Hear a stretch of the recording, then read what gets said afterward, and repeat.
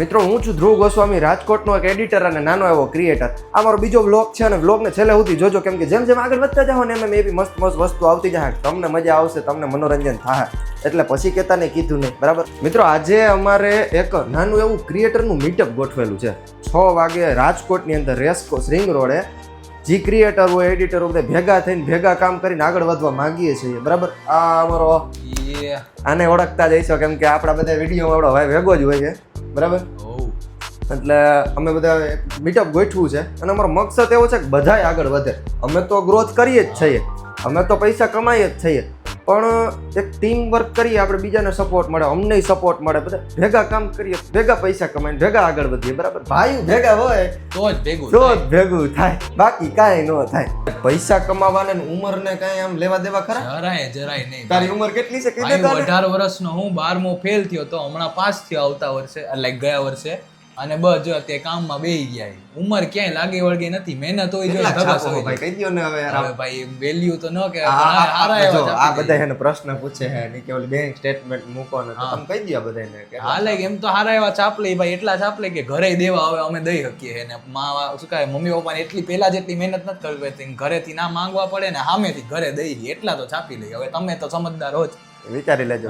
એટલે આમાં ઉંમરનું કઈ હોતું જ નથી ભાઈ, અને કોન્ફિડન્સની વસ્તુ છે ભાઈ. તમે હિંમત કરો તો કાંઈક થાય. તમને એમ કહો કે ભાઈ હું ઘેરે સૂતો રહું, ઘેરે બેઠો રહું, તમને કોઈક આવીને ફરી પૈસા દઈ જાય, તો એવું તો વાર્તામાં હોય, હચુકમાં કાંઈ ન હોય. ને જો ભાઈ એવું તમને લાગતું હોય કે બીક લાગતી હોય, ભાઈ બીક રાખવાની નહીં, ઘરી જવાનું, ગયરા ભેગું તમે શીખતા જાઓ ધીમે ધીમે. કોઈ શીખીને આવતું નથી, પાઠે ભરત જાવ ને, જેમ જેમ અંદર અંદર એમ રૂપિયો આવે ભાઈ, જેમ ગહાવે એમ તમે કોહિનૂર બનો ને, જેમ કોહિનૂર બનો એમ પૈસા મળે, બરાબર. બધી ખેલ કોન્ફિડન્સનો ડરનો છે, કાઢો એટલે માઉન્ટેન ડીઓ. બધા મને પ્રશ્ન કરતા હતા કે તમારો ઓફિસનો ટૂર આપો ભાઈ. એટલે ભાઈ જો અમને ભાઈ એવા મોટા પૈસા વાળાના ઘર નથી બેકગ્રાઉન્ડ, મારા બાપા અંબાણી નથી કે અદાણી નથી કે ભાઈ એવડા બિઝનેસમેન નથી, બરાબર. એક સરકારી નોકરિયાત છે, એટલે અમારી પાસે કંઈ આમ કરોડપતિ માણસો ન આવે, બરાબર, કે 5, 7, 10 પીસી બેહાડી દઈએ અને કામ કરીએ અને મોટું ઇન્વેસ્ટમેન્ટ કરી દઈએ એટલે ઘરની ઓફિસ લઈ શકીએ ને. એટલે અત્યારે અમે ભાડાની ઓફિસથી શરૂઆત કરી છે.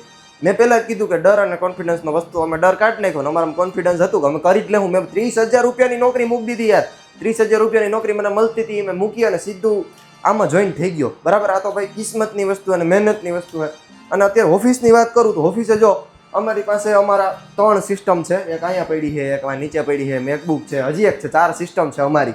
અને બાકી કોઈ એડિટર આવે તો એ પોતાનું લેપટોપ લઈને આવે, એવું તો નથી કે ભાઈ કોઈ પાસે ન હોય તો અમે અમારી પ્રોવાઈડ કરીએ છીએ. એટલે એ રીતે અમે અત્યારે કંપની હકાવીએ છીએ. અમે કંઈ બહુ મોટું ઇન્વેસ્ટમેન્ટ નથી કર્યું. ઇન્વેસ્ટમેન્ટમાં માઇક છે, ગિમ્બલ છે, ફોન છે અને એક્સેટ્રા એ બધી વસ્તુ હોય જે ખર્ચા કરવા પડતા હોય એવા કરવા પડે.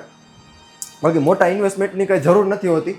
અને એડિટિંગમાં કેવું છે કે તમને એમ થતું હોય છે કે ભાઈ હું કાલ એડિટિંગ શીખું 3 મહિનામાં આવડી જાય. ભાઈ એડિટિંગ દરિયો છે ભાઈ, દરિયો. કાંઈ એમ હેલીની વસ્તુ છે, કોઈ પૈસા એમને તો નથી દઈ જવાના, બરાબર. જે વિડીયોના 5-5 હજાર દેતા હોય અને એ કલાક 2 કલાકના 5,000 રૂપિયા કોને એમને તમને દે? કેટલું મોશન ગ્રાફિક્સ ને ડોક્યુમેન્ટરી શીખતા વરહ વયું જાય. એટલે એડિટિંગ એટલું હલકામાં ન લેતા કે આ તો આમ આવડી જાય ને આમ કમાઈ લે. બધી અઘરી વસ્તુ જ છે, પણ જો તમારામાં ઇન્ટરેસ્ટ હોય અને તમે આમ મહેનત કરી રાખો ડેડિકેશનથી, તો જરૂર આમાં કમાઈ સારો, ફ્યુચર બહુ સારું છે. તો ફાઇનલી મિત્રો મીટઅપનો ટાઈમ થઈ ગયો છે. આઈ થિંક 5 વાગી ગયા છે અને અમે નીકળી જાય છે. ત્યાં જઈને જો 5 માણસે આવી જાય ને એટલે અમારું રેડી, બરાબર. આપણે એવડા મોટા સેલિબ્રિટી નથી થઈ ગયા કે કોઈ મોટા ક્રિએટર નથી થઈ ગયા કે આપણે બોલાવીએ અને આપણે મળવા માટે 100-200 જણા, 500 જણા, 1000 જણા આવે. પણ ખાલી 5 થી 10 માણસો જો આવી જાય, મને નથી ખબર યાર કેટલા આવશે, શું થશે. અને નર્વસ બી છું કેટલા આવે, શું થાય, બરાબર. એટલે જોઈએ, ચાલો અમારે ભેગા બહીને આવજો. વ્લોગ છેલ્લે સુધી જોજો, મજા આવશે. મિત્રો હું એવડો મોટો સેલિબ્રિટી તો નથી કે મને મળવા કોઈ આવે. હજી હું અડધી કલાક ટાઈમ કરતાં વહેલો પહોંચી ગયો છું મીટઅપના. અને હજી કાંઈ આઈડિયા નથી કે કેટલા માણસો આવશે, શું નહીં. આ આપણે ટી પોસ્ટની સામે મીટઅપનું લોકેશન છે અને હું પહોંચી ગયો છું. અને અમે તો રાહ જોઈએ છે, સ્ટોરીએ મૂકી દીધી ઇન્સ્ટાગ્રામમાં, કેમ કે આપણે ભાઈ લાખો ફોલોવર નથી, પણ આપણે એવું કામ કરીએ કે બધા ભેગા મળીને આગળ વધે. માણસોનો કેવા વિચાર છે, શું છે, કેવો સપોર્ટ છે, આપણે જોઈએ. મને કશું આઈડિયા નથી. બહીના રહેજો મારી હારે.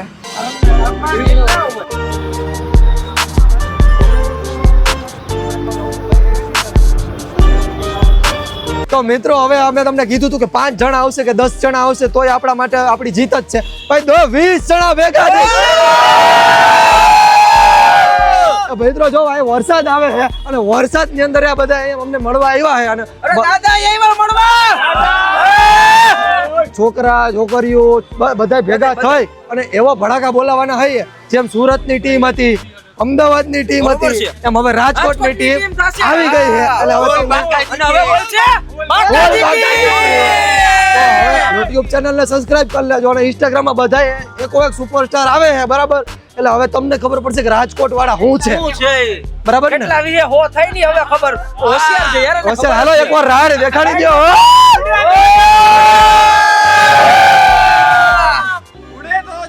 ઉડે તો જા. બાકી હા, વાત ઓલું સબસ્ક્રાઇબ ઓલું કહેવાય ને સબસ્ક્રાઇબ ઈ કરી નાખજો વાળા કરી દેજો ભાઈ. અત્યારે એ વરસાદ આવે એને સકરપારા ઘેરે બન્યો દઈ જજો, વરસાદ આવે હા, આવશે. બરોબર છે હાલો હાલો હવે આપણે પાછા મળીએ હાલો ભાઈ, ભાઈ નથી ભાઈ, બજેટ નથી, મોનેટાઈઝ કરી દે ને બધે જોઈ જોઈને પછી ભજીયા ભાઈ. એક કામ કરો મોનેટાઈઝ કરો એટલે ધ્રુવભાઈ ભજીયા ખબર મોનેટાઈઝ થાય એટલે ભજીયા ભજીયા વાટી બાકી. હાલો હવે હાલો ને રજા તો જઈએ હવે હાલો હવે ધરમના ગામમાં તમારો ડાયલોગ છે. ધરમના ગામમાં ઢીલ નો સબસ્ક્રાઇબ કરો હા. કરો